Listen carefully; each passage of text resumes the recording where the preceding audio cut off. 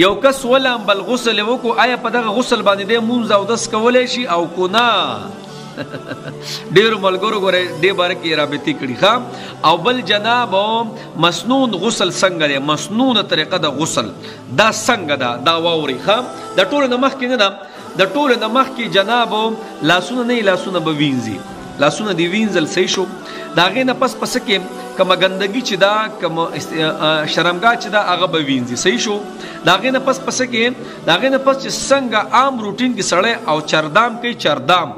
چردام اقشان چردام بکې خو په روژه کې به خولې او پوزې ته په احتیاط باندې اوبه اچوي صحیح ده نو څه به وکړي د هغې نه پس بیا خولې ته اوبه واچوي صحیح ده مسواک بهترینه طریقه مسواک دی ښه مسواک استعمالوئ صحیح شو د هغې نه پس دی د هغې نه پس به پوزې ته اوبه واچوي صحیح شو 3 پیرې د هغې نه پس په مخ وینځي لاسونه به وینځي او خپې خیر دی په اخره کې کا تا چردام وکړو که نه صحیح چردام دی وکړو د هغې نه پس څه وکړي په ښې سیټ به اوبه راواچوي ښه سیټ دیلونکو بیا په ګس سیټ اوبه راواچوي ګس سیټ دیلونکو بیا په ټول بدن باندې څه کي اوبه راواچوي چې د یو ویښته ځای نه دی د یو ویښته ځای نه پاتې شو ګولې غسل دی نه وځي د غوږونو دا ځایونه دا نوم نه نومو دا نوم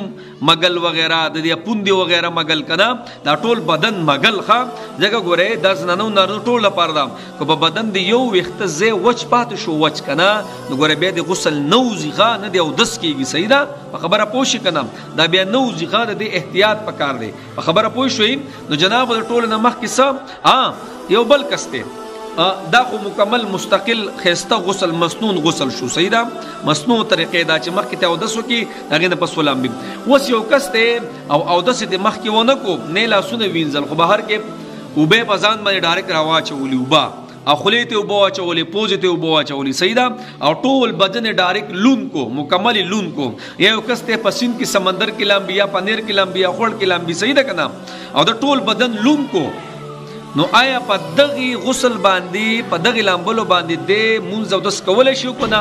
بالکل پې کولی شي ښه په مصنوع طریقه یې ونه کړه مصنوع طریقه دا بله ده نور څه دی نور چې د خولې ته اوبه واچولې پوزې ته ټول بدن دی لونکو که نه ستا اودس تو شو ښه په دغې اودس باندې مونځو کولی شي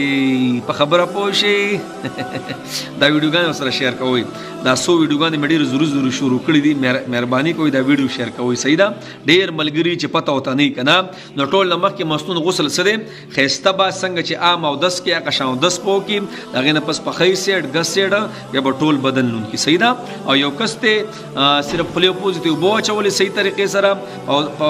روژه کې به ګزاره کوي صحیح ده او ټول بدن یې لون کو نو بس دی په دغه غسل باندې څه په دغې لامبلو باندې مونځ اودس کولی شي